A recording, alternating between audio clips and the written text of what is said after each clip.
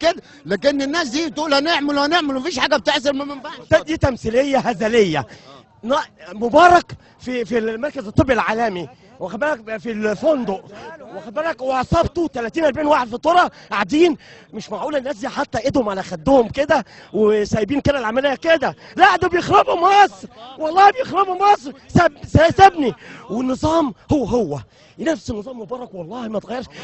وزاره الداخليه كان المفروض يتعمل هيكله وزاره الداخليه من جوه. دي في المؤسسات الدوله كلها فيهم مرض زي الدم كده، لما تيجي تفقعوا فيه بينزل ده مده. بتعمل انت ايه؟ بتجيب صبغه شوت وبتجيب مش عارف ايه وتنضفه. المؤسسات الدوله كلها عاوزه تنضف بصبغه اللوت. الشعب المصري ده مش عبيط، مش حاطط ايده على، مش مكتوب على قفاه، عارف كل حاجه. بطء يا بيه، بطء. المؤسسه المجلس العسكري بطء فين؟ من بقى سنه ما حدش اتحاكم. اتعمل 3 حاجات: اتغير التوقيت الصيفي، اتحكم على واحد امين شرطه بالاعدام غيابي، والبرلمان.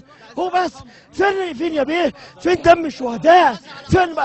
فين شيخ الازهر؟ فين شيخ الازهر؟ ولا هو عينه حسني مبارك؟ يعني فاهم؟ بسم الله الرحمن الرحيم. حضرتك طلع دلوقتي بتتحرق، والله البلد بتتحرق. حرام عليكم. خلاص.